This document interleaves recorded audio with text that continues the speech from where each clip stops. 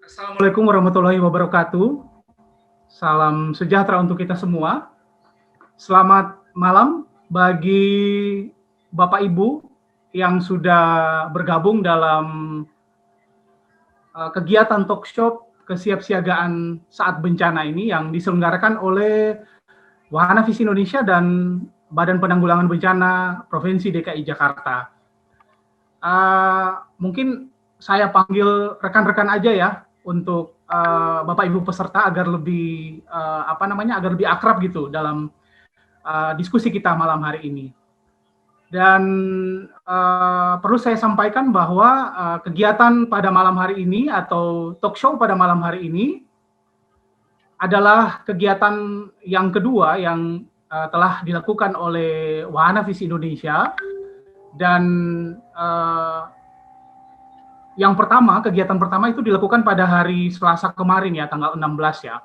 Jadi kemarin itu di sesi pertama kita banyak berbicara tentang bagaimana kesiapsiagaan ketika berada di rumah.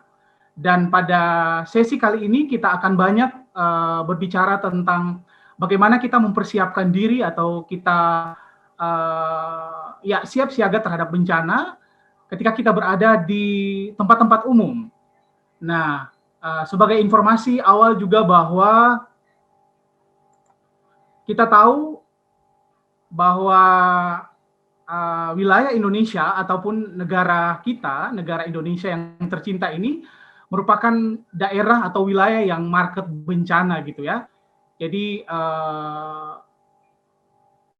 kita tahu juga bahwa banyak sekali tren-tren bencana yang akhir-akhir ini itu semakin meningkat gitu. Khususnya di wilayah kota-kota besar gitu, seperti DKI Jakarta dan sekitarnya gitu. Dan ada sekitar 8 bencana, ancaman bencana yang perlu kita waspadai. Yang pertama itu ancaman bencana gempa bumi, kemudian itu ada banjir, ada cuaca ekstrim, kemudian ada gerakan tanah longsor, dan kemudian ada kegagalan teknologi serta kebakaran. Dan yang saat ini yang paling santer ya kita hadapi adalah masalah ataupun wabah penyakit COVID-19 gitu. Kemudian ada teror dan gelombang pasang ataupun gelombang ekstrim gitu. Nah, sebagai warga negara, paling tidak kita perlu dapat memegang prinsip dasar, yaitu mari kita kenali ancaman itu dan kemudian kita mengurangi resikonya. Itu yang paling penting gitu. Nah, dalam hal ini kita harus aware ataupun kita harus menyadari situasi dan posisi kita sehingga kita selalu siap sedia gitu. Kita selalu siap siaga ketika bencana itu datang, apalagi kalau kita berada di lokasi-lokasi ataupun di tempat-tempat umum gitu. Nah, perlu kita ketahui juga bahwa bencana itu tidak bisa kita hindari. Siapa sih yang bisa menolak datangnya gempa gitu? Siapa yang bisa menolak datangnya banjir? Itu tidak bisa kita hindari, tetapi kita dapat mengurangi resikonya. Nah, kalau kemarin itu seperti yang saya sampaikan tadi bahwa kita sudah banyak berbicara tentang hal-hal teknis terkait kesiapsiagaan bencana di rumah. Malam hari ini kita akan berbicara tentang hal-hal teknis ketika kita berada di tempat-tempat umum. Tapi sebelumnya saya ingin memperkenalkan diri dulu. Mungkin ada kemarin teman-teman ataupun rekan-rekan yang sudah join. Kalau kemarin dengan Mbak Rani, saya dengan Nofri Yohan tepatnya. Saya adalah staf Wahana Visi Indonesia untuk proyek sinergi atau proyek yang memang mengembangkan program kesiapsiagaan bencana di masyarakat dan di wilayah dampingan yang ada di Wahana Visi Indonesia di Jakarta dan Kabupaten Tangerang. Nah, pada malam hari ini juga hadir dari Badan Penanggulangan Bencana Provinsi DKI Jakarta, Pak Adi Setio. Nanti beliau juga akan memperkenalkan. Mungkin ada rekan-rekan yang belum mengenal beliau, nanti beliau akan memperkenalkan dirinya. Tapi sebelumnya juga saya mau ingatkan bahwa sebelum kita masuk dalam perkenalan, silakan Bapak Ibu untuk boleh mengisi absensi yang sudah dibagikan oleh teman-teman panitia melalui link yang sudah dibagikan di kolom chat ini. Jadi sebelum mulai, ada baiknya Bapak Ibu mengisi daftar hadir yang sudah dibagikan, dan nantinya akan ada quiz juga ya, quiz yang akan akan di-share lewat link, dan bagi rekan-rekan yang bisa mengisinya dengan benar itu akan mendapatkan hadiah OVO gitu ya. Jadi nanti silakan Bapak Ibu bisa mengikuti kuis tersebut. Tapi sebelumnya kita akan dengarkan dulu perkenalan dari Pak Adi selaku narasumber kita dari BPBD Provinsi DKI Jakarta. Silakan Pak. Baik, selamat malam rekan-rekan. Saya panggil rekan-rekan aja ya. Ya. Saya Adi, saya tugas sehari-hari di Badan Penanggulangan Bencana Provinsi DKI Jakarta. Background saya sebetulnya medis ya, cuma dulu memang saya bertugas di ambulan gawat darurat 118 hampir 20 tahun. Dan kemudian di Dinas Kesehatan, dan terakhir sekarang nyangkutnya di BPBD. Saya tinggal di Bojonggede. Kalau di saya itu Ciliwung itu kira-kira 500 meter belakang rumah saya sudah Ciliwung. Jadi kalau Jakarta mau banjir itu saya tahu Ciliwung udah mulai naik, itu sudah wah Jakarta banjir. Itu mungkin perkenalan saya. Kalau istri saya di Karolus kebetulan nanganin COVID juga. Jadi itu yang dapat saya sampaikan, Bapak Ibu dan rekan-rekan sekalian. Terima kasih. Oke, terima kasih untuk perkenalannya Pak Adi, dan ternyata beliau mempunyai background kesehatan, tapi akhirnya dipercayakan oleh pemerintah di Badan Penanggulangan Bencana Provinsi DKI Jakarta. Jadi narasumber kali ini adalah narasumber yang tepat bagi kita untuk kita boleh sharing ataupun kita boleh saling diskusi gitu ya. Nanti akan ada pertanyaan-pertanyaan yang baik dari saya mungkin yang akan tanyakan ke Pak Adi, dan nanti kita juga akan buka sesi untuk rekan-rekan peserta untuk boleh bertanya kepada narasumber kita malam hari ini. Tapi sekali lagi saya mau ingatkan, silakan Bapak Ibu yang sudah join di Zoom ini, di aplikasi Zoom ini, untuk mengisi daftar hadir yang sudah dibagikan oleh rekan-rekan panitia. Daftar hadirnya diisi di link yang ada ya Bapak Ibu, jangan diisi di kolom chatnya. Karena kalau isi di kolom chatnya itu tidak terregistrasi di link yang sudah ada. Oke, selanjutnya nanti seperti yang saya sudah sampaikan tadi bahwa kita akan ada kuis, dan kuis ini sangat menarik. Jadi silakan Bapak Ibu nanti untuk join di link yang akan dibagikan oleh teman saya, Kak Manda. Nanti beliau akan bagikan link yang ada, dan kita dengan penuh semangat nanti untuk mengikuti linknya seperti apa gitu ya. Jadi ini adalah games yang akan Bapak Ibu ikuti, dan pastinya yang menjawab dengan benar itu akan mendapatkan hadiah OVO. 100.000 rupiah untuk yang pemenang itu ya. Silakan Kak Manda untuk membagikan linknya.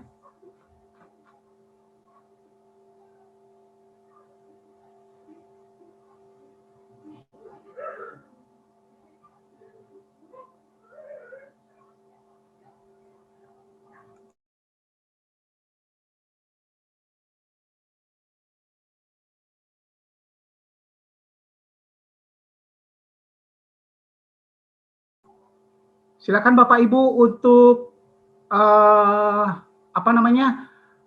masuk dalam kahot ya, seperti yang tertulis ataupun tertera di slide yang ada itu. Jadi Bapak Ibu join di www.kahot.it, kemudian nanti mengisi PIN yang ada 9534004. Jadi sudah masuk ini berapa? Oh, baru satu yang masuk gitu ya. Jadi silakan di sini ada sekitar 17 peserta yang ada di dalam ruangan Zoom meeting ini. Jadi silakan bagi rekan-rekan untuk join di www.kahot.it. Kemudian mengisi PIN yang ada dengan angka 9534004. Dan nantinya yang akan menjawab beberapa pertanyaan yang ada di kuis ini dengan benar dan tepat, itu akan kami memberikan OVO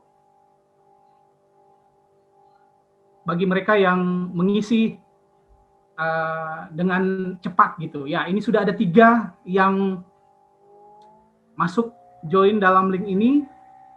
Ada 17 peserta, sudah 4, ada Farah, ada Tarik, ada Victor, ada Esdiana.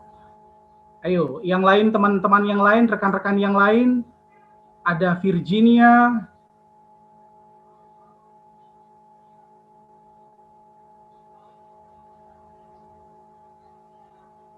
oke, bisa masuk 5 lagi ya. Kalau yang lain nggak bisa masuk, ya ini karena terbatas hanya untuk 10 orang juga. Nanti kita akan yang menjawab dengan benar, yang punya aplikasi OVO, kita akan memberikan atau mentransfer OVO, tapi yang tidak, kita akan berikan pulsa untuk rekan-rekan yang mengisi dengan benar. Ini Mbak Yuni KSB ini belum nih, belum ada namanya. Baru Virginia, Farah, Tarik, Victor, sama Esdiana. Silakan masuk dari Mbak Yuni. Baru 5 orang, masih ada 5 orang lagi untuk boleh join dalam quiz ini.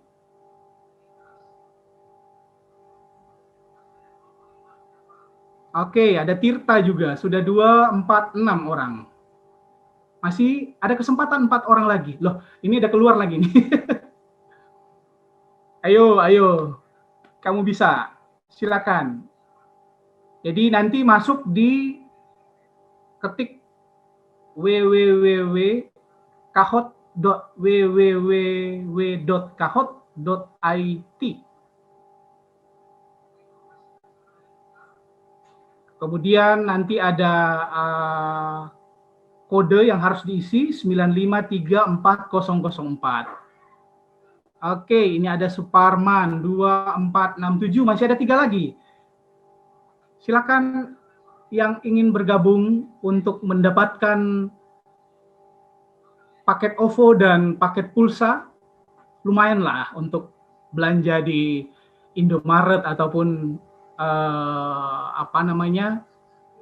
GoFood gitu ya, atau belanja online gitu dengan paket OVO yang nantinya akan didapatkan kalau menjawab dengan benar. Ada Maria juga, oke. Ini ada Grace 24689, 1 orang lagi.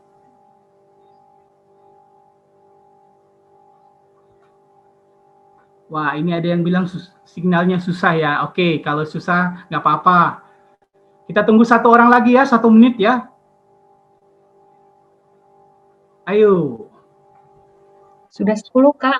Oke, 2, 4, 6, 8, 10. Oke, silakan. Kamanda untuk mulai kuisnya.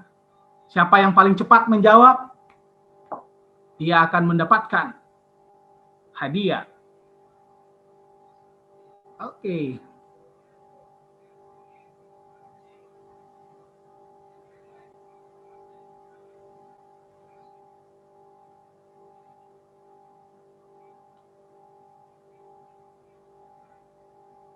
Oke, silakan menjawab pertanyaan yang pertama. Pertanyaan yang pertama, kalau kita lagi berada di mall dan terjadi bencana atau gempa, biasanya itu apakah kita harus keluar walaupun berdesak-desakan untuk menghindari bangunan yang runtuh atau gimana? Benar apa salah gitu ya? Oke ya. Pertanyaan pertama sudah.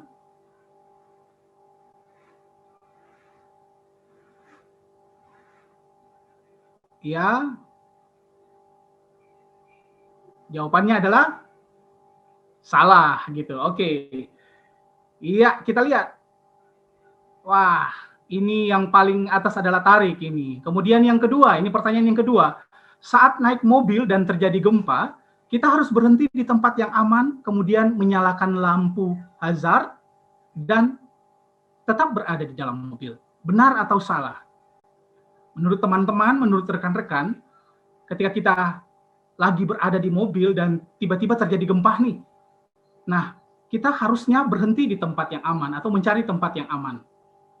Dan menyalakan lampu hazard, kemudian tetap di dalam mobil. Benar atau salah? Oke, ini ada 6 yang menjawab benar dan ternyata Victor naik gitu ya, dari menggantikan posisinya Tarik gitu. Oke, kita lanjut pertanyaan yang berikutnya. Benar atau salah? Pertanyaannya adalah presentasi korban selamat saat terjadi bencana dalam Golden Times sangat tinggi karena adanya dukungan dari tim penolong atau tim SAR. Apakah pernyataan ini benar atau salah? Silakan rekan-rekan bisa menjawabnya. Ya, jawabannya adalah salah dan ternyata hanya 1 yang menjawab salah dan 7 menjawab benar gitu. Mari kita lihat siapa kira-kira yang mendapatkan posisi yang pertama dan ternyata Maria naik pada posisi yang pertama. Oke. Mari kita lihat pertanyaan yang keempat. Ini jangan terkecoh dengan pernyataan yang ada di sini. Jenis ancaman bencana di bawah ini disebabkan oleh faktor geologis adalah apakah gempa bumi dan badai, apakah banjir dan badai, gunung meletus dan gempa bumi, atau badai dan tsunami? Iya, jawabannya adalah gunung meletus dan gempa bumi karena disebabkan oleh faktor geologis. Dan ternyata hanya 2 orang yang menjawab benar. Dan kita lihat, wah, masih Maria yang memimpin posisi pertama gitu. Pertanyaan yang kelima. Berikut ini adalah isi dari tas siaga bencana. Mari kita lihat. Kecuali, ingat, kecuali. Yang pertama center, kemudian makanan 4 sehat 5 sempurna, ada air mineral ataupun ada uang cash. Kira-kira mana yang tidak tepat? Bahwa tas siaga itu berisi, ya, ternyata yang tidak tepat adalah makanan 4 sehat 5 sempurna gitu. Kalau kita bawa 4 sehat 5 sempurna makanannya, ya pasti tas kita sangat berat gitu ya. Dan ternyata yang menjawabnya hanya 2 orang saja. Mari kita lihat siapakah mereka. Wah, masih Maria yang memimpin posisi pertama nih. Ini Maria peserta ini atau Maria? Pertanyaan yang ke-6, jenis ancaman bencana di bawah ini yang disebabkan oleh faktor hidrometeorologis, kecuali gunung meletus, badai, banjir, kekeringan. Ini ada kecualinya ya, jadi jangan terkecoh dengan pernyataan yang disampaikan ini. Jadi kita harus betul-betul lihat ini. Jenis ancaman bencana di bawah ini yang disebabkan oleh faktor hidrometeorologis itu kecuali gunung meletus, dan ada 4 orang yang menjawab gunung meletus. Mari kita lihat siapa kira-kira. Wah, ternyata Maria masih posisi di atas, kemudian Victor, Tarik, Suparman, dan Farah gitu. Posisi yang paling teratas adalah Maria gitu. Oke, pertanyaan yang terakhir, yang ke-7. Benar atau salah? ketika berada di pengungsian yang padat, kita tidak perlu melakukan protokol kesehatan karena lokasinya tidak memadai. Apakah pernyataan ini benar atau salah? Silakan rekan-rekan untuk memilih pernyataan yang ada di dalam kuis ini.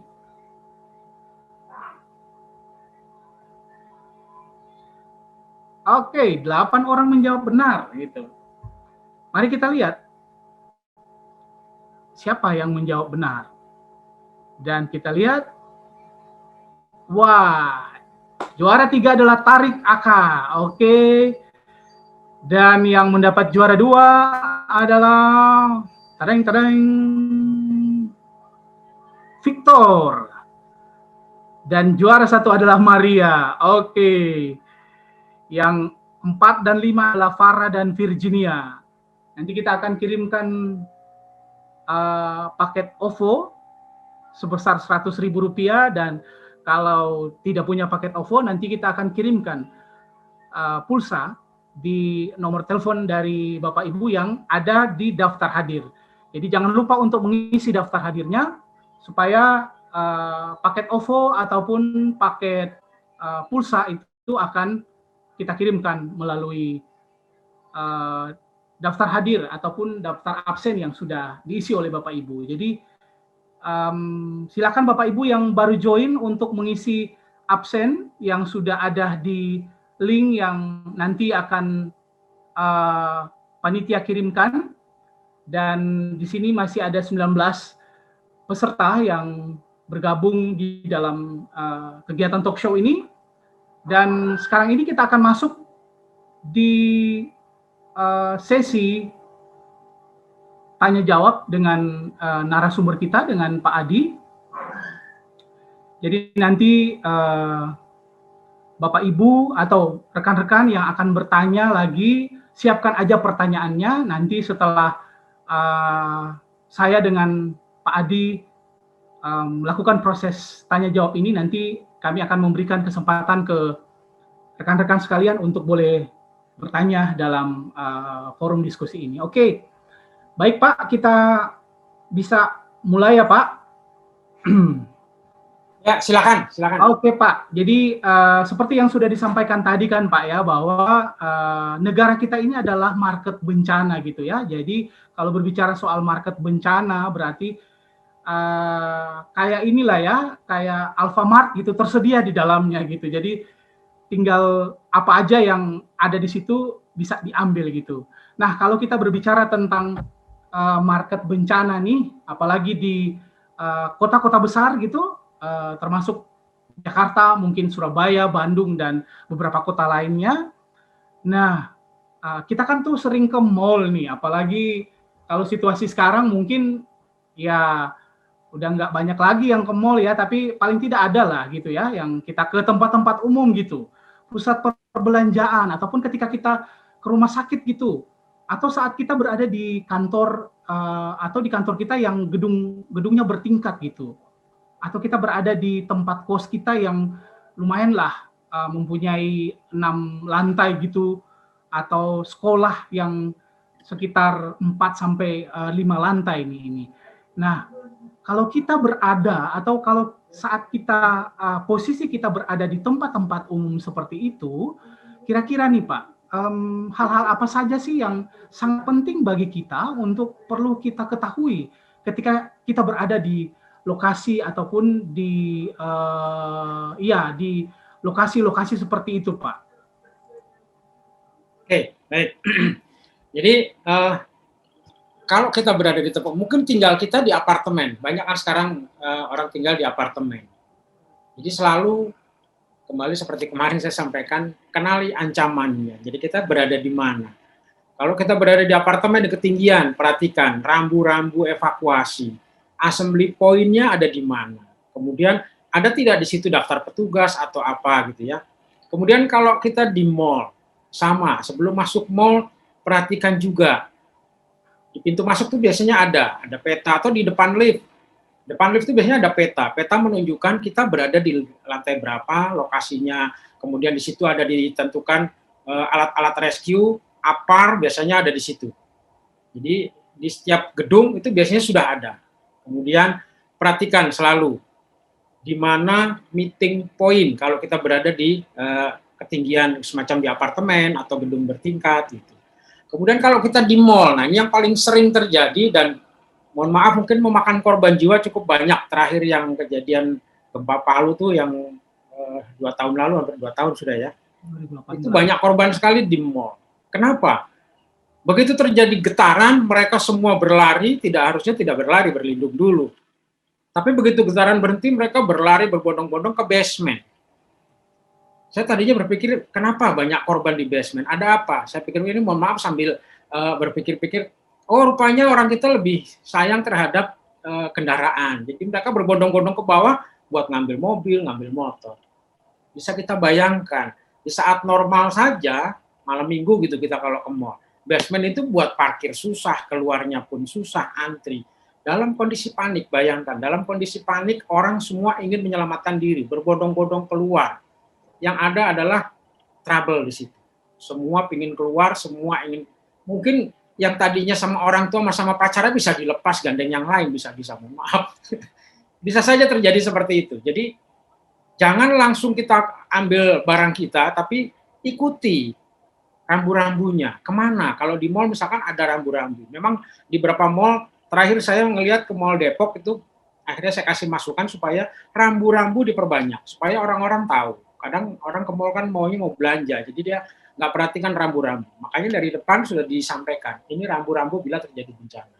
Assembly point diberi tempat yang kalau bisa kena lampu menyala. Dan kita sebagai pengunjung itu yang harus kita kenali. Jadi selain daftar belanjaan juga kita mesti melihat begitu masuk, oh ini rambu bencana, oh ini meeting point. Kalau perlu diingat-ingat ada di setiap lantai ada di mana tuh. Jadi ketika terjadi, apalagi kalau pakai mati lampu, wah makin panik kita. Jadi kenali.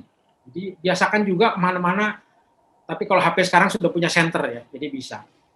Dan bagaimana kalau di kendaraan umum mungkin, itu juga fasilitas publik.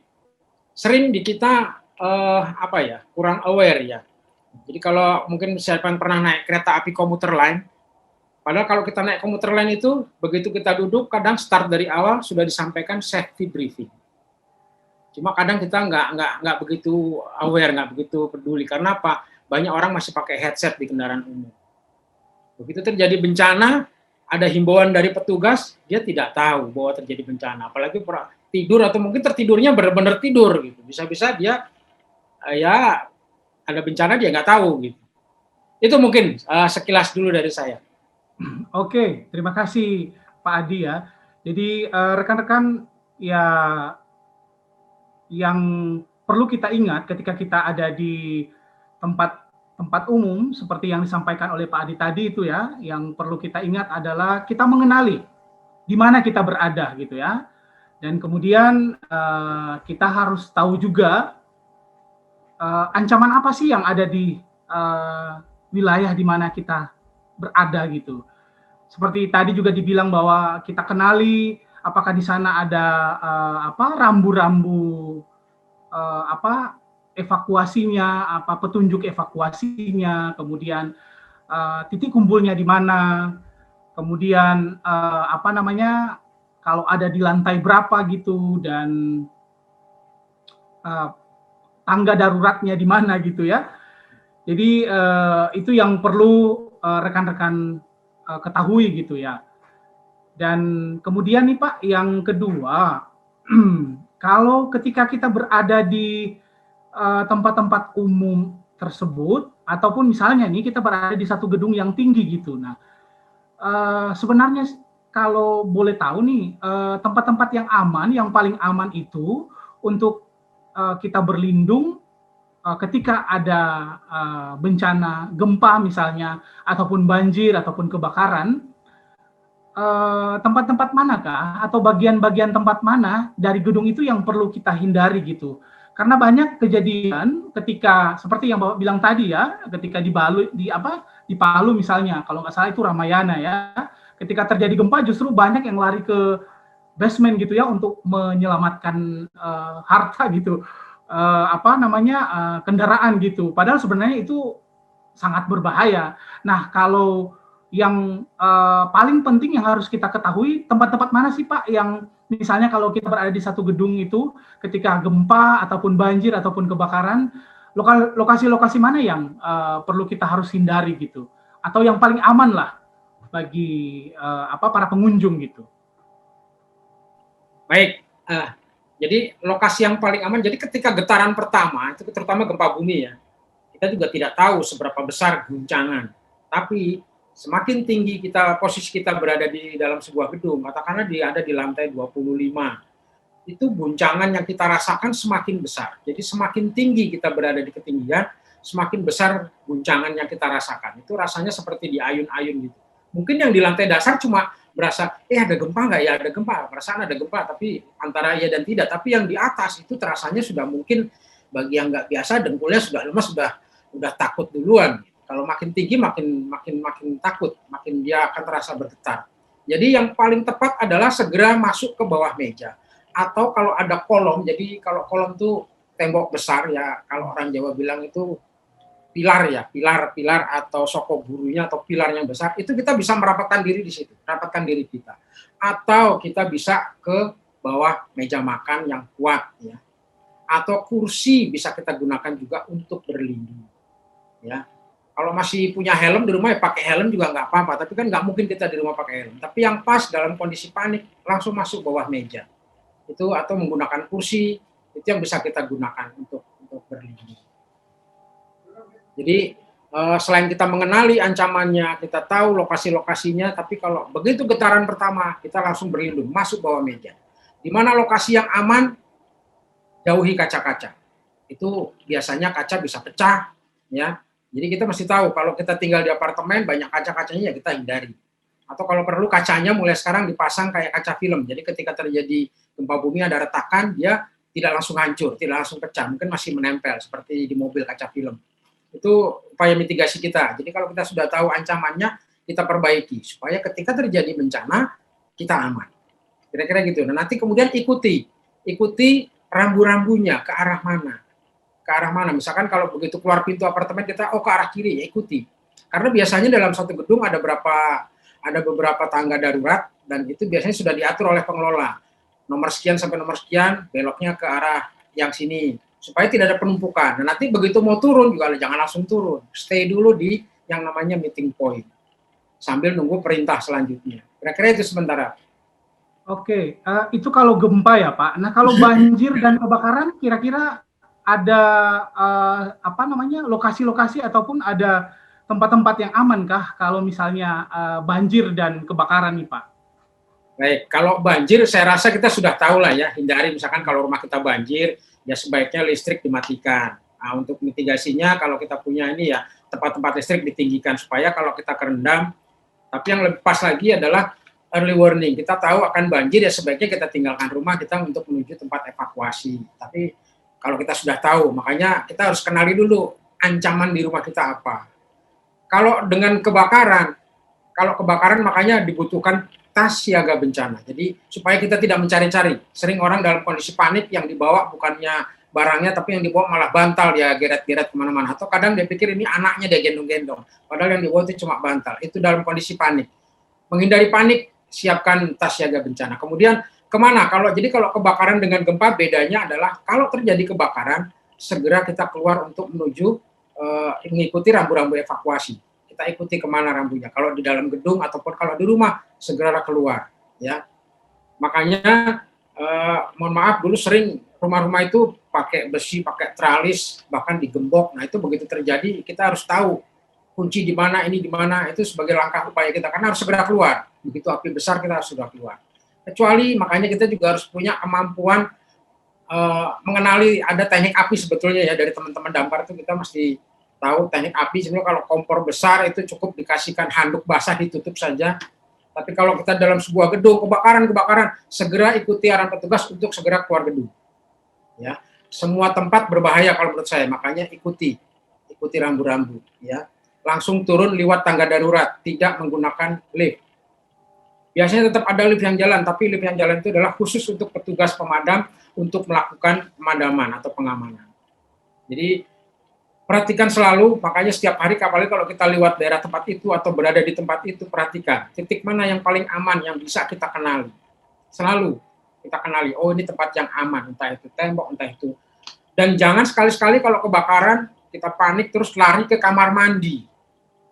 Mungkin sering dengar banyak orang korban akhirnya dia meninggal di kamar mandi. Kenapa? Karena menghirup uap asap panas, akhirnya dia meninggal. Kalaupun dia berendam di dalam bak, berapa lama sih kita sanggup bernahan nafas? Akhirnya banyak yang meninggal. Jadi kita selalu sadar, waspada dalam kondisi bencana apapun, selalu kita ikuti rambu-rambu, ikuti arah kemana. Makanya sebelum terjadi selalu kenali di lokasi mana kita, kenali rambu-rambunya, di mana titik kumpul, di mana meeting point untuk berkumpul, atau di mana alat pemadam kebakaran yang bisa kita gunakan. Gitu. Itu kira-kira, Bang. Oke, makasih Pak Adi. Jadi intinya hampir sama dengan tadi ya, bahwa memang kita harus mengenali memang lokasi di mana kita berada. Kalau tadi dibilang bahwa kalau terjadi kebakaran gitu ya di tempat umum, yang harus kita lakukan adalah mungkin tadi yang pertama itu ya jangan panik gitu ya, karena memang kalau sudah panik ya posisinya kita ataupun kondisinya kita itu memang akan semakin memberi bisa kita yang jadi korban gitu ya, atau gimana nih Pak? Makin panik kita blank. Iya. Jadi yang tadi saya teruskan sedikit, mohon maaf. Jadi kalau kebakaran kita harus segera ke evakuasi, kalau gempa, ketika terjadi getaran, kita tidak kemana-mana dulu, berlindung dulu, selamatkan diri kita, lindungi, lihat sekitar kita, apa yang runtuh, apa yang rusak. Baru kita setelah getaran berhenti, kita menuju mengikuti rambu-rambu evakuasi. Kalau kebakaran, begitu terjadi kebakaran, segera kita keluar. Bawa peralatan kita yang menurut kita penting, bawa tas siaga bencana kita, segera keluar. Kalau di gedung, kan ada tim untuk pemadam kebakaran dalam gedung mereka punya. Kalau di rumah, kalau kita di rumah kita sendiri, makanya dari sekarang siapkan APAR. Siapkan selalu mungkin handuk basah atau yang selalu gampang. Tapi kalau kita panik, handuk dikasih air, tutup di kompor atau di tempat lokasi kebakaran juga, puji Tuhan itu akan membantu. Yang penting tidak panik. Banyak kan yang terjadi panik, begitu kebakaran, di penggorengannya kelihatan api, disiram air, makin kemana-mana apinya, makin panik, makin besar, nyamber lagi horden. Wah, heboh akhirnya. Akhirnya ya kita lari makin besar. Tapi kalau kan api prosesnya dari kecil, begitu blub. Nah, di saat itulah dibutuhkan ketenangan kita, kesiapan kita. Maka sering-seringlah kita mungkin berlatih menggunakan APAR, menggunakan karung basah, menggunakan mungkin handuk dibasahkan terus ditutupkan tempat sumber api. Kemudian gasnya dimatikan. Puji Tuhan itu akan menyelamatkan kita semua. Insya Allah kita akan selamat. Oke. Itu Bang. Jadi iya memang benar ya, karena beberapa kejadian justru bukan karena misalnya kebakaran gitu kemarin, bukan karena apinya yang menimbulkan korban, tapi karena kepanikan itu dan saling dorong-mendorong, akhirnya terjadi korban gitu ya. Jadi yang perlu kita perhatikan adalah jangan panik, tapi kalaupun memang kita berada di tempat umum, kayak di gedung itu pasti akan ada sirene yang akan disampaikan oleh tim siaga bencana yang ada di gedung tersebut gitu ya. Oke, untuk selanjutnya nih, kira-kira nih Pak, kalau misalnya biasanya kan kalau dalam kita bepergian tuh, kita membawa barang-barang yang penting yang kita bawa secara terus-menerus gitu. Nah, kira-kira barang-barang apa Pak yang bisa membantu kita untuk ketika kita keluar dari rumah kita dan membawa barang-barang itu yang nantinya akan membantu untuk kalau ada terjadi suatu bencana itu bisa membantu kita gitu untuk menyelamatkan diri. Baik, perlengkapan apa sih di tas kita yang selalu ada gitu ya, mungkin maksudnya Bang ya. Jadi yang selalu kita siapkan ya, kalau sekarang ini mungkin di masa pandemi, hand sanitizer. Ini mungkin pandemi masih panjang ya. Yang paling penting sekarang adalah hand sanitizer. Ya, kemudian masker cadangan. Kalau bisa jangan cuma 1, minimal 5. Karena begitu kita panik, terengah-engah mungkin basah oleh droplet kita, harus diganti. Minimal 5 itu di tas itu harus ada. Di tas saya selalu ada. Kemudian tumbler, tempat minum yang terisi tentunya bukan kosong. lampu senter. Sekarang udah banyak senter LED, ya. Kemudian kalau bisa ada makanan ringan lah, entah itu permen yang untuk membantu jangan sampai kita hipo lah ya, jangan sampai kita kekurangan.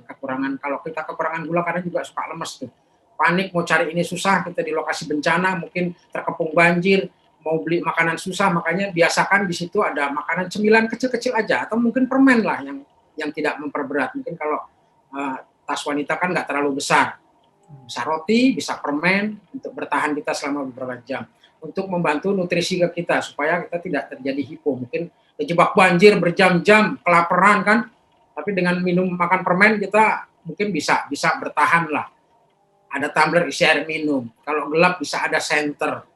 Ya, kira-kira itu. Kemudian jangan lupa juga pakai sarung tangan, disiapkan sarung tangan. Sarung tangan latex sekarang sudah banyak yang jual juga. Untuk apa? Banyak fungsinya ya. Jadi kalau termasuk kita mungkin mau menolong orang juga kan bisa saja di sekitar kita ada yang sakit, yang apa atau mungkin cedera. Jangan lupa kita gunakan untuk melindungi diri kita. Itu hal-hal yang paling sederhana, paling ringan, menurut saya tidak berat yang harus ada di tas kita. Tapi kalau Anda seorang rescuer, mungkin di situ bisa ditambahkan face mask. Jadi semacam masker untuk kita memberikan bantuan napas. Tapi di masa pandemi ini mungkin tidak. Tapi saya sih selalu saya bawa itu ya. Jadi untuk pertolongan pertama kalau di situ saya harus menolong orang. Mungkin kalau tambah lagi minyak angin boleh juga lah. Untuk membantu supaya ya mungkin kalau kita kedinginan, itu kira-kira hal yang paling sederhana yang bisa kita bawa dan mungkin tidak akan terlupa. Gitu. Oke. Selain uang cash ya, selain uang dan kartu-kartu untuk mendukung kehidupan kita. Ya, yang paling penting itu juga ya. Ya. Jadi terima kasih Pak Adi. Jadi tadi sudah disampaikan ya barang-barang yang penting yang harus kita bawa ketika kita keluar dan jaga-jaga jangan sampai terjadi bencana gitu ya. Jadi kayak hand sanitizer, karena dalam situasi pandemik ini, kemudian masker cadangan, dan hal-hal yang sudah disampaikan oleh Pak Adi tadi gitu. Oke, kemudian nih Pak, bolehkah Bapak bisa jelaskan nih,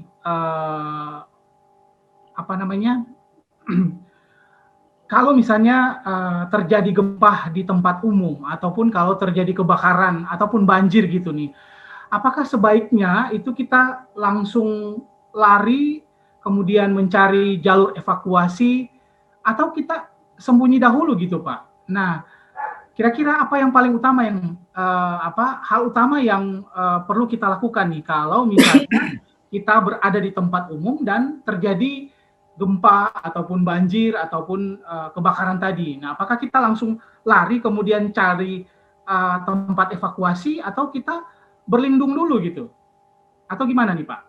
Baik, jadi kalau tergantung jenis ancaman bencananya. Kalau banjir kan kita tahu, banjir itu tidak pernah datang secara tiba-tiba, ya. Hujan dulu, hujan deras sekian hari, ya kan? Atau tiba-tiba hujan deras di hulu sana di Bogor, hujan deras, maka dalam sekian jam banjir. Artinya kalau banjir bukan direncanakan, tapi ada prosesnya yang bisa kita monitor, bisa kita lihat. Air makin naik, sebaiknya saya segera meninggalkan lokasi itu supaya saya tidak terjebak banjir. Itu kalau banjir. Jadi kalau bencana hidrometeorologi seperti itu. Kalau bencananya kebakaran kan tidak langsung besar, sama dengan banjir. Ada prosesnya dia. Memang waktunya cepat. Jadi begitu ada api, biasanya orang sudah rame. Kebakaran. Nah ini kadang kita mohon maaf kalau di kita itu kadang malah mau cari tahu yang mana dia datanglah ke situ, bukan menghindar, bahkan ngambil foto, update status, selfie gitu ya Pak? Ya, selfie di lokasi kebakaran gitu ya? Iya, ini saya lagi di lokasi kebakaran nih, ditambahin, kasihan deh. Gitu. Nah itu sebaiknya kita hindari dan kita nggak usah ngangkat-ngangkat apa yang masalah, kasihan orang sedang menderita, sedang panik, kita ambil gambarnya kemudian kita share kemana-mana. Cukuplah kita tahu supaya aman, kita tidak berkepentingan di situ, menjauh untuk menyelamatkan diri kita, posisi yang aman, ya. Jadi jangan makin mendekat terus malah mengganggu. Ini mohon maaf, kalau terjadi kebakaran banyak orang kumpul di situ, akhirnya apa? Tim pemadam yang mau masuk kesulitan aksesnya. Orang parkir motor di jalan, bahkan ada tukang ketoprak pun udah standby di situ karena pasti ada keramaian. Nah itu yang masalah di kita ini, kadang seperti itu. Di lokasi bencana itu jadi banyak pedagang segala macam. Yang seharusnya itu clear. Jadi supaya kita paham, rekan-rekan sekalian, jadi kalau kita berada di lokasi bencana, mungkin dekat rumah kita, himbaulah yang ada di situ supaya membuat akses, karena butuh respon yang cepat. Tim pemadam itu harus segera masuk mendekat ke lokasi, baru dia melakukan aktivitas pekerjaan pemadaman. Kalau kita di situ moto nongkrong, bahkan parkir motor tambah banyak, makin lama di proses penanganan. Itu kalau kebakaran. Bagaimana kalau dengan gempa bumi? Kalau gempa bumi begitu terjadi getaran dimanapun kita berada, hentikan dulu. Hentikan aktivitas kita dulu. Cari tempat berlindung. Masuk bawah meja, di bawah kursi, menggunakan kursi, menggunakan tas. Ya, itu yang bisa kita lakukan sampai getaran ini berhenti. Begitu tremornya berhenti, baru kita perhatikan sekitar kita. Ada tidak yang rusak? Ada tidak kaca-kaca yang pecah? Kalau kita sadari itu, waspada, baru kita cari akses yang paling baik. Jangan sampai kita melewati yang pecahan kaca kita injak, nah itu kan berbahaya. Dan mungkin untuk ibu-ibu atau mbak-mbak yang di lantai ketinggian, kalau mau kelewat tangga darurat, lepas dulu sepatu hak tingginya. Ganti sepatu biasa atau menggunakan sendal. Karena kelihatannya sederhana tapi itu berbahaya. Pakai hak tinggi Anda bayangkan, turun dari lantai 25 sampai bawah ya lumayan pegel kan kalau pakai hak tinggi. Mungkin bisa baru taruh lantai sudah bisa terjungkal, terjatuh, cedera kakinya, macam-macam. Jadi tergantung bencananya. Jadi kalau kebakaran segera kita menjauh, kalau gempa kita sembunyi dulu, kita berlindung dulu, baru kita menuju tempat evakuasi. Dalam perjalanan tiba-tiba bergetar lagi, berhenti lagi, tidak lari, tidak langsung jalan.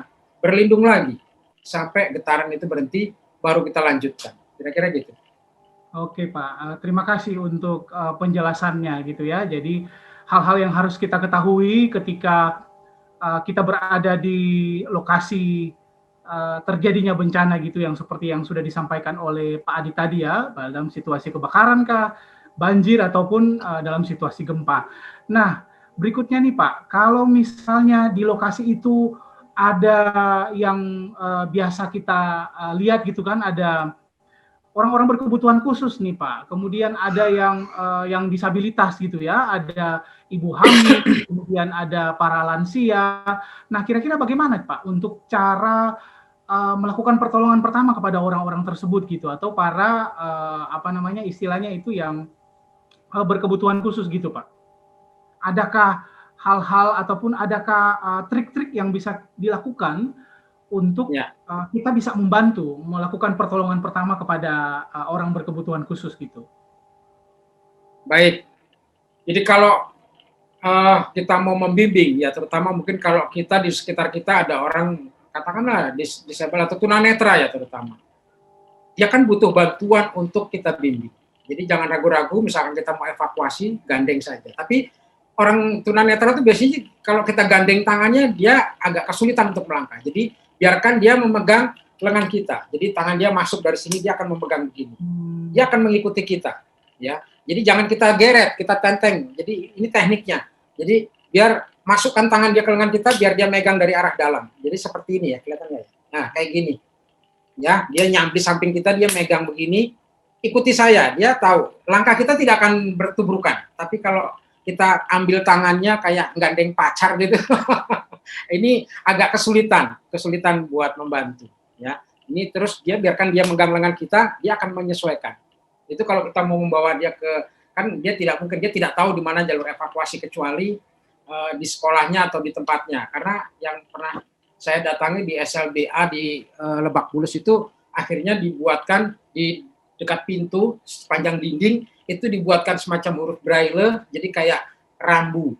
Jadi dia akan memegang dinding itu, dia akan mengikuti bahwa itu akan menuju ke meeting point atau assembly point. Tapi kalau di tempat yang belum dia kenal, mungkin di tempat umum yang tadi disampaikan, kita ingin membantu pegang begini.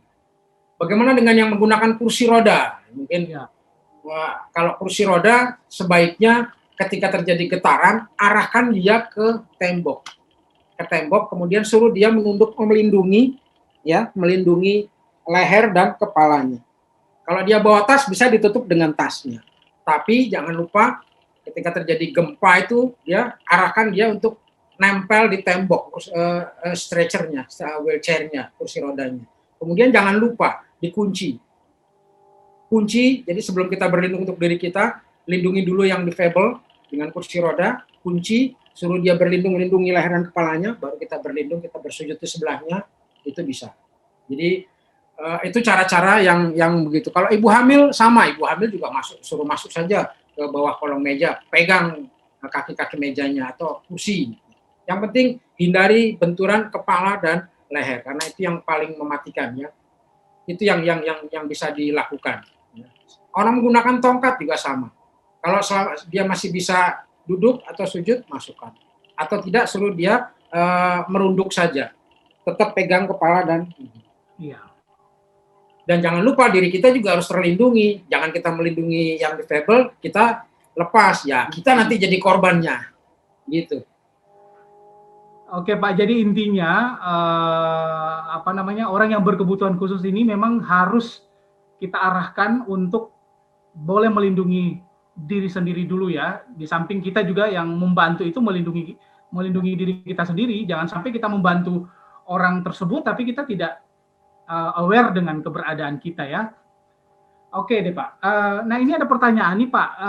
Kan sekarang dalam situasi pandemik ini banyak sekolah yang masih libur ya. Ini berkaitan dengan anak-anak nih. Tapi ketika sekolah itu udah mau dibuka dan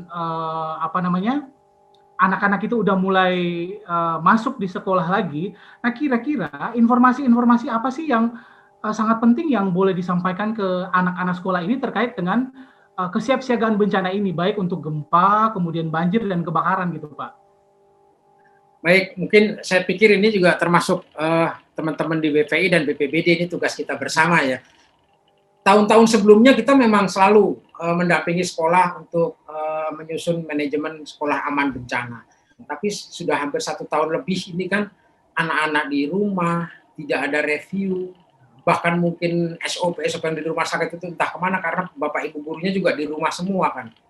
Mungkin tugas kita untuk mereview ulang sambil kita juga mengenalkan lagi. Karena era new normal ini kan ya memang betul-betul new normal. Kita mungkin sampai beberapa tahun ke depan walaupun sudah sekolah tetap masih menggunakan masker.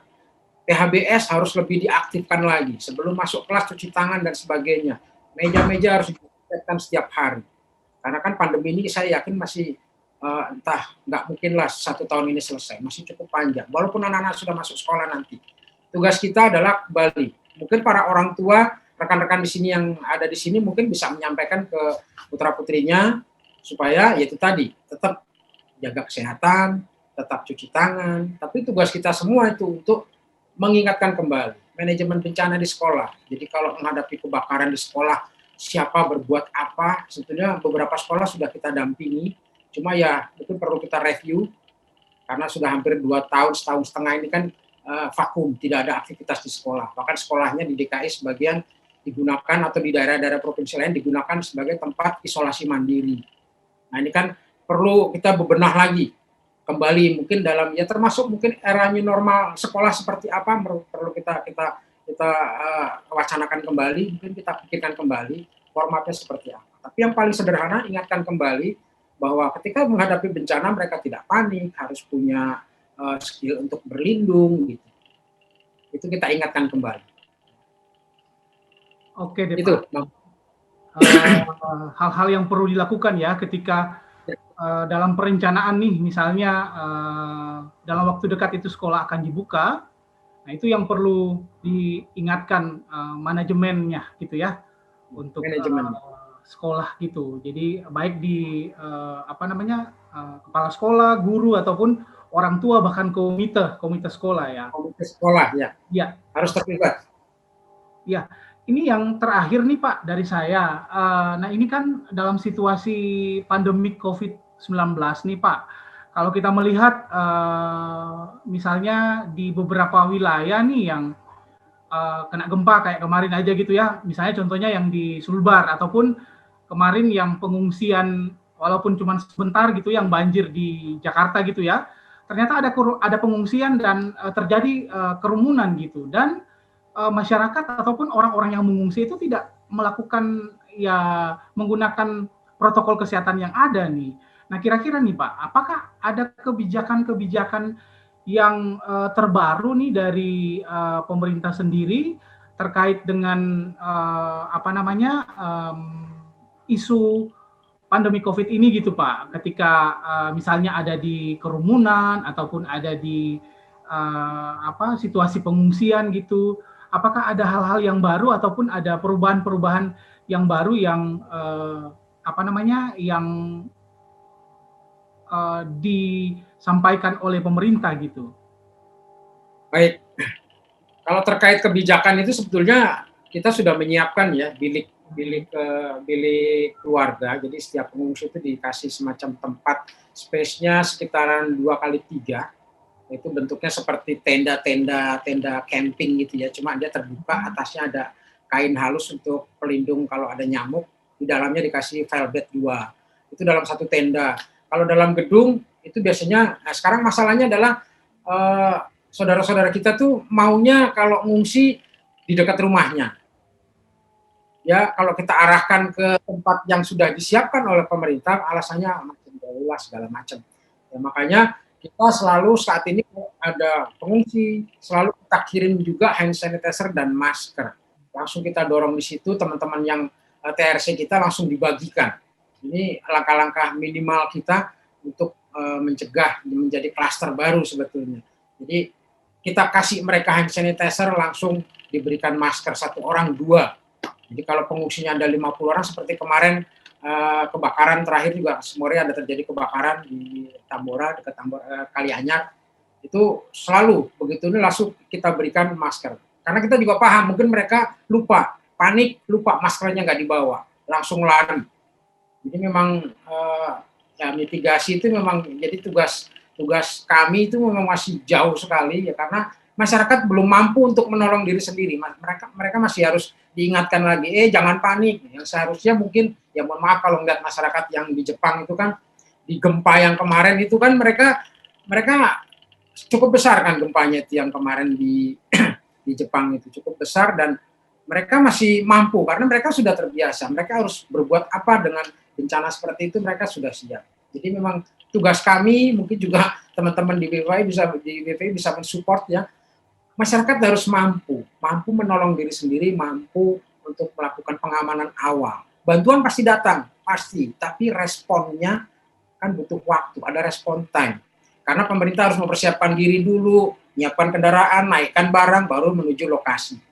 Jadi hal-hal yang sederhana ini harus kita pahami supaya kita mengerti. Makanya dulu waktu saya di kesehatan tuh ada RW Siaga, ada program RW Siaga yang ya sebetulnya sih konsepnya baik, seperti saat ini harusnya berjalan, tapi dia tidak berjalan. Sempat berjalan di beberapa lokasi, satu RW itu punya ambulans sendiri, punya macam-macam. Jadi artinya mereka mampu menolong diri sendiri dulu sebelum bantuan datang. Jadi ini mungkin yang teman-teman di sini yang peserta webinar juga mungkin paham, supaya informasi ini juga memperkuat lingkungan kita. Kalau diri kita siap, lingkungan kita siap, insya Allah puji Tuhan mungkin kita paling tidak kita aman dari bencana. Ya, kalau umur di tangan Tuhan, tapi kita berupaya untuk mengamankan diri kita, lingkungan kita, mudah-mudahan kita bisa terselamatkan. Kan seperti itu, kira-kira seperti itu. Jadi memang tugas kita masih panjang. Iya, menarik sih sebenarnya ya. Ternyata sudah banyak yang dilakukan oleh pemerintah, dalam hal ini BPBD DKI Jakarta gitu ya. Ketika ada terjadi kebakaran ataupun banjir, itu banyak sebenarnya yang sudah dilakukan. Nah, mudah-mudahan ini juga tersampaikan, informasi ini tersampaikan, karena banyak yang mengeluh juga bahwa kurang perhatian gitu dari pemerintah gitu. Jadi misalnya di pengungsian ini belum mendapatkan bantuan gitu. Tapi satu nih Pak, yang saya mau tanya lagi nih, seperti yang Bapak bilang tadi, yang bilik-bilik itu, apakah itu memang dipersiapkan untuk semua keluarga yang terdampak, atau memang hanya istilahnya ya oke, karena ketersediaan kita hanya segini, jadi di pengungsian ini kita kasih sesuai dengan berapa yang dipunya gitu. Tapi apakah memang ini ketika terjadi misalnya kebakaran gitu yang dibilang tadi di Tambora itu terpenuhi semua atau gimana tuh Pak? Ya, jadi tergantung lokasi pengungsinya. Kalau tendanya kan tenda kita cukup besar. Kalau tenda bisa dipasang, tapi itu tadi kendalanya warga di situ tidak mau mengungsi di tempat yang sudah kita siapkan. Mereka lebih suka ke ke pos RW yang kecil atau ke masjid. Tapi kalau kita siapkan itu kan satu tenda bisa ada 8 bilik, 8 sekat, 8 bilik, 8 kakak.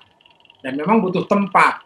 Atau mungkin di gor yang bisa kita siapkan itu malah lebih banyak. Kalau sarananya ada, cuma kadang kalau sudah disiapkan sepi pengungsi. Mohon maaf, sepi pengungsi artinya mereka lebih suka mengungsi itu di dekat rumah. Alasannya untuk menjaga aset dan sebagainya dan sebagainya. Kira-kira jadi memang sekali lagi memang ini tugas kita bersama supaya masyarakat itu paham bahwa ini loh. Jadi jangan lagi nanti ini mohon maaf sekali bukan kita menyalahkan masyarakat bahwa pemerintah belum memberikan apa-apa atau sudah memberikan tapi baru segini gitu. Ini kita membangun masyarakat supaya tadi seperti RW siaga bencana atau kelurahan tangguh itu kan intinya sebetulnya supaya masyarakat itu mandiri dulu loh gitu, siap dulu. Ini supaya dipahami dulu. Maksudnya adalah ketika bencana terjadi, pemerintah pasti bantu tapi butuh respon time. Tapi bagaimana kita mampu menolong diri kita sendiri, keluarga kita. Bahwa yang aman, nah baru nanti bantuan pasti datang. Tapi jadi mohon maaf jangan sampai terjadi seperti yang kemarin kan terulang lagi, bantuan logistik habis nggak sampai di tujuan. Nah itu masih terulang, masih terjadi hal-hal seperti ini. Artinya apa? Kepedulian kita, pemahaman kita, termasuk ya seperti itulah. Jadi ke depan sih kita berharap tidak ada lagi kalau ada bencana itu satu swalayan dihabiskan sama TV-TV-nya sama mesin kasirnya itu mudah-mudahan tidak terjadi. Makanya dibutuhkan pemahaman kita, kemampuan kita yang tadi siap untuk selamat. Jadi kata kunci, kenali ancamannya, kurangi resikonya, budayakan siap untuk selamat. Dengan apa? Dengan tas siaga bencana, dengan pengenalan lingkungan, dengan melihat lagi struktur rumah kita dan sebagainya. Banyaklah. Kira-kira itu. Iya, terima kasih nih Pak. Jadi rekan-rekan yang ada di dalam ruangan ini kan udah dengar tadi ya bahwa ternyata memang pemerintah sudah menyiapkan itu dan mudah-mudahan ini juga teman-teman aware dan kemudian menyampaikan ke masyarakat gitu yang ada di sekitar kita gitu. Karena saya yakin yang hadir di sini adalah memang yang wilayah-wilayah yang sering terdampak gitu ya kalau di Jakarta gitu ya. Oke, terima kasih banyak Pak untuk untuk sharing kita, untuk diskusi kita malam hari ini dan di sini masih ada pertanyaan-pertanyaan dari teman-teman atau rekan-rekan peserta yang sudah disampaikan melalui Q&A. Nanti saya akan baca gitu ya. Jadi ini nih ada pertanyaan dari Martolingga gitu ya. Panggilannya Lingga nih Pak. Dia dari Pandemangan Barat. Jadi dia bertanya, apakah ada edukasi untuk anak-anak usia dini agar lebih mengenai bencana yang ada di sekitar mereka gitu. Jadi anak-anak PAUD nih Pak di Pandemangan Barat. Jadi kira-kira ada enggak bentuk-bentuk edukasi ataupun metode-metode yang boleh disampaikan pada anak-anak tersebut terkait dengan pengenalan tentang kebencanaan gitu Pak yang ada di sekitar mereka gitu. Baik, terima kasih Mbak Lingga ya. Jadi sebetulnya BPBD sudah menyampaikan juga buku-buku tentang buku-buku komik itu kita sampaikan di RPtra ya, mudah-mudahan itu dirawat dengan baik.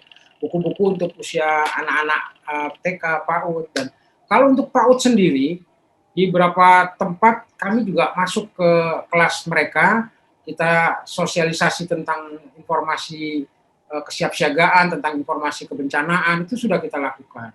Mungkin kalau Mbak Lingga sebagai pengurusnya mungkin boleh nanti call saya atau nanti berkoordinasi dengan BPBD, mungkin ada PAUD karena kan juga banyak sekali PAUD di DKI yang belum kita sentuh, walaupun perasaan saya sih cukup banyak, tapi 100 saja nggak cukup itu kalau dalam 1 tahun, mungkin mesti lebih.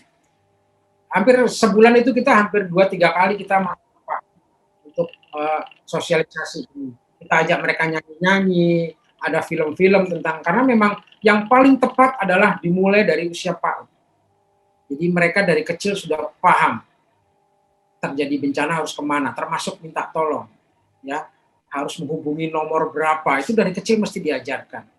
Karena untuk saat ini banyak sekali nomor darurat itu yang false emergency, artinya telepon-telepon palsu, yang entah itu anak kecil main-main, nah itu yang justru dari PAUD ini masih kita ajar bahwa emergency number adalah nomor telepon lain penting yang tidak boleh dibuat main dan semua bisa minta tolong ke situ. Jadi semacam 112, 119 kan seperti itu. Jadi dari PAUD lah kita memang berharap ke depan bangsa kita lebih baik dalam penanganan bencana, dalam berperilaku dan sebagainya. Dan kalau tadi Mbak Lingga ingin, boleh berkoordinasi dengan BPBD, nanti kapan kita mungkin bisa ada waktu khusus dengan anak asuhnya, dengan binaannya, dengan PAUD-nya, karena mungkin kemarin tahun-tahun yang sebelumnya belum masuk dalam programnya BPBD. Itu, Bang. Oke, ya terima kasih Pak Adi. Jadi Mbak Lingga sudah disampaikan tadi ya. Nanti kalau memang perlu itu bisa kontak dengan BPBD, nanti mereka bisa mengarahkan itu seperti apa. Karena saya tahu dulu juga beberapa tahun lalu pernah terlibat dengan teman-teman BPBD untuk program psikososial untuk anak-anak PAUD gitu Pak. Jadi saya tahu. Ya. Nah, lanjut nih ada pertanyaan dari Pak Suparman nih. Kayaknya ini untuk WVI ya, peranan NGO gitu Pak. Ini nanti mungkin saya bisa bantu jawab ya. Jadi ya kalau peran dari kami sebagai NGO, nah salah satu contoh yang kami lakukan adalah dalam program ataupun dalam proyek sinergi ini ya. Jadi kami membantu pemerintah gitu untuk meningkatkan kapasitas baik itu dari pemerintah maupun masyarakat, sekolah, dan dunia usaha. Jadi ini kami meningkatkan kapasitas lembaga-lembaga ini ataupun kelompok-kelompok ini terkait dengan kesiapsiagaan bencana. Karena kami berpikir bahwa kalau pemerintah sendiri yang melakukan ini memang ya dengan begitu banyak persoalan yang muncul gitu ya, dengan isu-isu kebencanaan yang muncul, otomatis itu pemerintah nggak mampu kalau untuk melakukan hanya sendiri saja. Sehingga kita melihat kalau misalnya di BPBD itu ada segitiga itu ya, bagaimana keterlibatan pemerintah, kemudian masyarakat yang di dalamnya ada NGO dan dunia usaha. Nah itu yang kami lakukan gitu ya. Jadi kami berusaha untuk melakukan sosialisasi, kemudian internalisasi juga terkait dengan program-program kesiapsiagaan gitu. Jadi tujuannya adalah untuk meningkatkan pengetahuan dan keterampilan baik itu pemerintah, masyarakat, dan dunia usaha terkait dengan kesiapsiagaan bencana. Seperti yang kami lakukan saat ini di DKI Jakarta itu kami melatih masyarakat dalam hal ini tim siaga bencana yang sudah dibentuk gitu di kelurahan-kelurahan yang ada gitu. Kalau di tahun lalu itu ada di Jakarta Timur, di di Jakarta Barat itu di Jakarta Utara, Pademangan Barat, kemudian ada di Jakarta Timur, bahkan sampai di Kabupaten Tangerang itu kami mendampingi kelurahan-kelurahan dan desa-desa lewat kelompok siaga bencana yang sudah terbentuk gitu. Kemudian melatih sekolah juga dengan sekolah Satuan Pendidikan Aman Bencana, melatih guru dan anak-anak sebagai tim siaga bencana dengan melibatkan orang tua. Kemudian kita masuk juga di kelompok dunia usaha gitu. Jadi kita melakukan peningkatan kapasitas ke perusahaan-perusahaan yang sering mengalami banjir dan kebakaran gitu.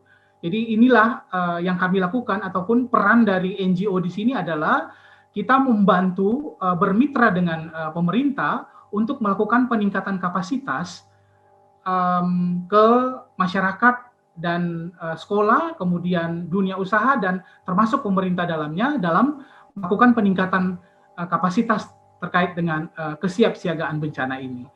Jadi ini yang kami lakukan, yang kami kami kembangkan lewat program dari sinergi yang dilakukan oleh Wahana Visi Indonesia. Jadi itu untuk Pak Suparman. Kemudian selanjutnya ini ada pertanyaan dari Mbak Virginia Febrianti ya. Jadi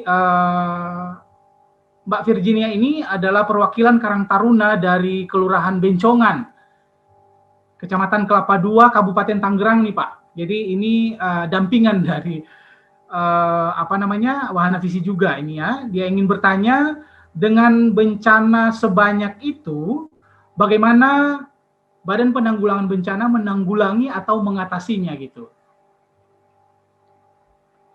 Kira-kira dengan Strateginya ya. yang banyaknya Ya. bencana itu, apa yang dilakukan oleh BPBD ya untuk mengatasi bencana itu?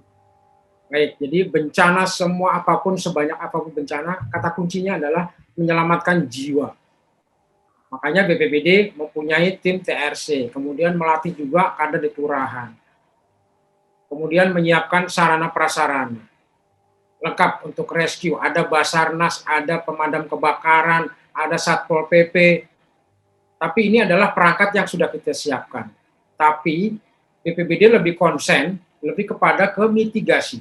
Yang tadi saya sampaikan, bagaimana keterlibatan masyarakat. Tadi ada segitiga, masyarakat, dunia usaha, pemerintah. Nah, sekarang masyarakat itu harus punya peran. Artinya masyarakat kita libatkan dalam penanggulangan bencana ini.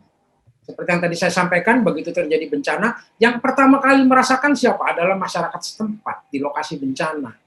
Pemerintah, ya merasakan, mungkin juga pemerintahnya ikut panik juga, sementara dadakan kaget-kaget dikit baru kita respon. Itu butuh waktu, respon time, yang selalu saya katakan respon time.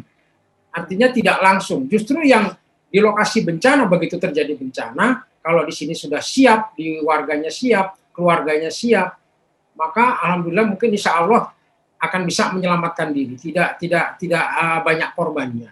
Baru bantuan datang. Memang butuh respon time. Contoh kejadian Palu pun begitu. Hanya pertama kali yang bisa masuk adalah hanya tentara kan yang punya sarana yang sedemikian kuat. Itu pun waktunya lebih dari 1 jam. Dari Makassar mereka kirim ke Palu pun butuh waktu. Kami pun juga waktu itu begitu, dikirim ke Makassar dulu. Terkantung-kantung di situ 24 jam, baru akhirnya lewat darat. Jadi kalau ada orang cedera di sana, ya pasti mungkin udah kehabisan darah dulu. Justru yang kita harapkan adalah saya mampu menangani keluarga saya, tetangga saya, jadi kita mengharap dari orang terdekat yang menolong kita. Ini yang paling penting. Kita punya kemampuan, makanya harus kita sering, ya tugas BPBD melatih semua orang. Kalau semua orang harus mampu melakukan, mengenali kedaruratan, mampu meminta tolong. Kemana sih? Karena masih banyak orang yang nggak tahu. Kalau minta tolong, emergency number berapa? Berapa ya Pak? Nah, harusnya tahu. Oh, telepon 112. Oh, baru tahu saya.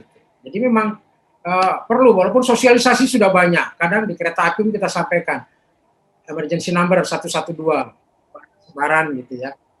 Sebaran kita sampaikan semua. Jadi memang kita lebih konsen kepada menyiapkan masyarakat supaya begitu terjadi bencana mampu menolong diri sendiri pada saat-saat waktu-waktu yang pertama, waktu-waktu yang awal-awal kejadian. Itu masyarakat sendiri harus mampu menolong, tahu pertolongan yang benar, tahu cara minta tolong, kemana minta tolongnya, tahu tempat pengungsian, di mana lokasi pengungsian sudah disepakati bersama, baik dari kelurahan, dari lingkungan, dari RT RW. Jadi memang dibutuhkan kebersamaan, betul-betul kebersamaan. Kita dalam satu lingkungan, satu RT harus kenal tetangga supaya tahu, oh kita harus ke sana. Kira-kira kayak gitu. Oke, terima kasih Adi.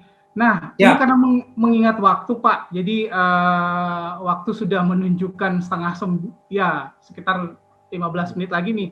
Masih ada kuis lagi nanti untuk rekan-rekan sekalian. Jadi nanti akan ada kuis yang nanti akan saya sampaikan. Tapi sebelum kuis, Pak Adi bisa memberikan closing statement untuk diskusi kita malam hari ini? Mungkin saya berikan tips ya. Tadi ini mungkin belum tempat kita bahas, belum sering orang ketika berada di rumah sakit sama fasilitas publik. Tapi kalau di rumah sakit ini beda. Berbedanya adalah, jadi misalkan mohon maaf kalau suatu saat Anda berada di rumah sakit, entah dalam keadaan mau berobat atau mungkin sedang menunggu keluarga di dalam ruangan perawatan. Ketika terjadi bencana, apa yang Anda lakukan? Perlu diingat, petugas memang ada. Dalam satu ruangan katakanlah ada 10 ruangan, mungkin petugasnya, perawatnya hanya beberapa orang. Artinya tidak cukup untuk membawa si pasien semua. Di situ dibutuhkan peran kita sebagai penunggu orang sakit. Ya, tips saya adalah ketika terjadi gempa bumi, ketika bergetar, tugas Anda adalah kalau bisa lindungi Anda dan lindungi keluarga Anda yang sedang terbujur di bed rumah sakit. Apa yang Anda lakukan? Ketika terjadi getaran, bantalnya itu taruh di dahi.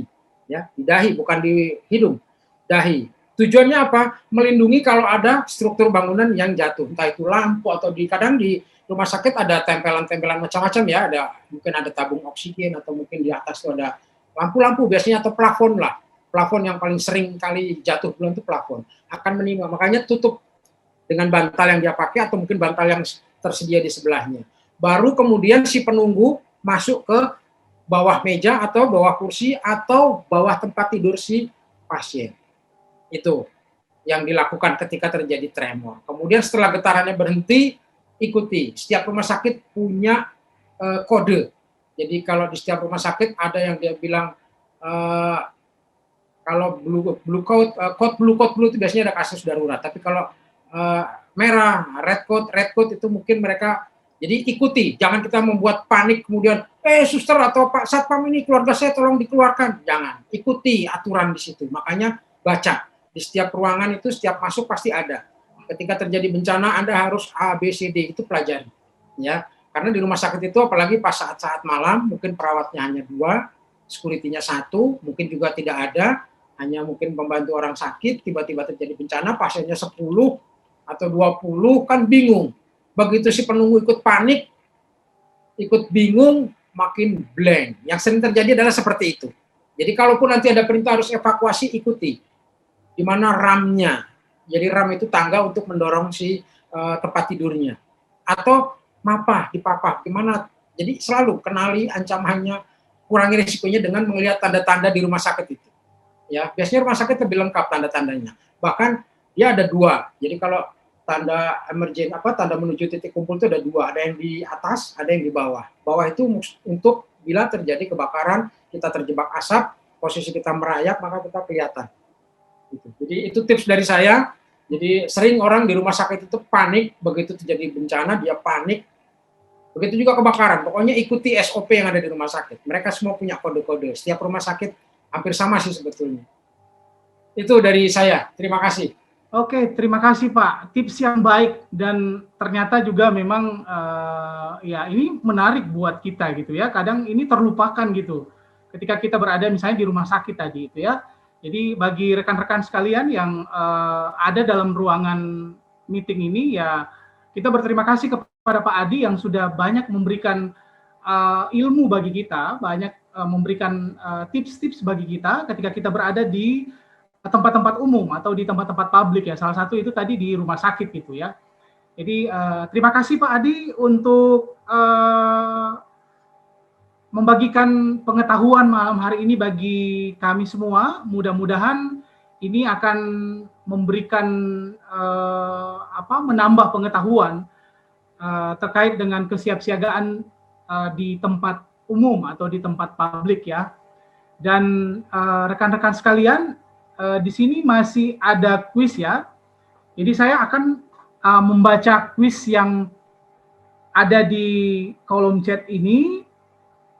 Nanti rekan-rekan silahkan menulis atau mengetik di kolom chat ini diketik di kolom chat ya, dan diketik tetapi sampai selesai dulu baru enter. Jadi jangan ketiknya satu-satu gitu. Jadi pertanyaan pertama harus selesaikan dulu semuanya baru di enter. Begitu juga pertanyaan kedua, begitu juga pertanyaan ketiga. Jadi kalau di enter misalnya ada beberapa jawaban, karena jawabannya cuma satu pertanyaan, jawabannya lebih dari satu. Jadi harus ketik misalnya 3 atau 4 baru di enter. Kalau ketiknya baru satu kemudian diketik-ketik lagi itu tidak terhitung, dan siapa yang tercepat dia nantinya akan mendapatkan tadi yang saya bilang tadi. Itu ada hadiah yang akan diberikan oleh panitia. Oke? Semua siap teman-teman? Silakan letakkan jari-jari Anda di atas laptop ataupun di handphone yang ada di tangan Anda untuk menjawab pertanyaan yang pertama. Pertanyaan pertama. Sebutkan 5 barang-barang sederhana dan ringan yang perlu dan harus ada di tas kita. Silakan diketik di kolom chat ada 5. Jadi harus 5 diketik baru di enter. Sebutkan 5 barang sederhana dan ringan yang selalu harus ada di tas kita.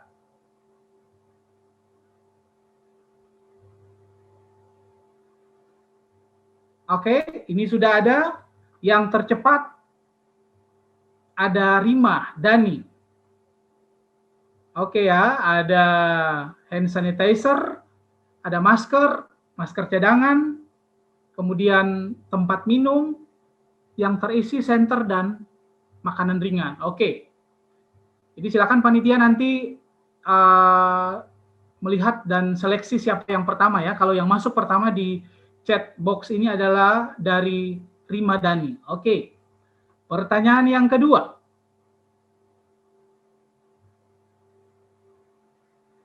Siap-siap pertanyaan yang kedua. Jika terjadi kebakaran, segera ke titik-titik, dan jika terjadi gempa, segera ke titik-titik. Ayo, silakan menjawab pertanyaan yang kedua. Oke. Sudah ada dari Martolingga, dari Linggah ya. Ya, nanti kita akan seleksi, kita akan lihat siapa jawaban yang paling tepat, tetapi jawaban yang pertama itu di kolom chat ini adalah Mbak Linggah. Baik, pertanyaan yang ketiga. Sebutkan 3 tips yang disampaikan oleh Pak Adi tadi ketika berada di rumah sakit. Jadi 3. Ketik dulu 3 tips tersebut baru di enter. Sama seperti pertanyaan yang pertama tadi, atau jawaban yang pertama, atau proses yang pertama. Oke?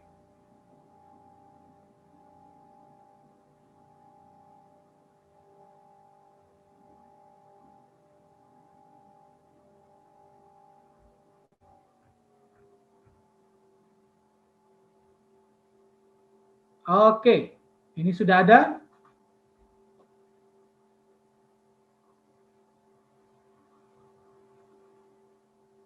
Ada jawaban yang pertama juga.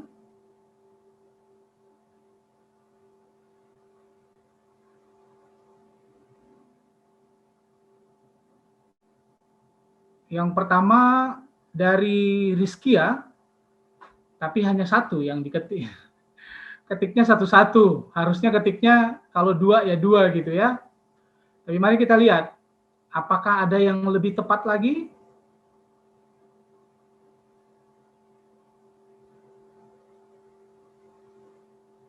Oke, ini ada yang